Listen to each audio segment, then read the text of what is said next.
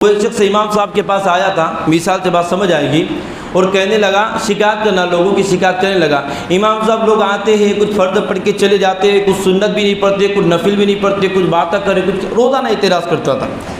امام صاحب نے ایک دن اس سے کہا، ایک گلاس میں پانی بھر کر اس کے پاس دیا، اس سے کہا یہ بالکل پانی فل بھرا ہوا تھا گلاس میں، اس سے کہا یہ پانی کا گلاس پکڑو اور دیوار کے کنارے سے، مسجد کے دیوار کے کنارے سے ایک چکر لگا کر میرے پاس آؤ، لیکن دھیان رکھنا کہ گلاس میں سے ایک قطرہ پانی بھی نیچے نہیں گرنا چاہیے۔ اسے سمجھایا کہ ایک قطرہ بھی پانی نیچے نہیں گرنا چاہیے۔ اس کے پاس گلاس دیا، وہ جب مسجد میں چکر لگانے کے لیے آیا، دیوار سے یوں چکر لگا کر واپس امام صاحب کے پاس گیا اور کہا، امام صاحب ایک قطرہ بھی پانی کا نیچے نہیں گرا۔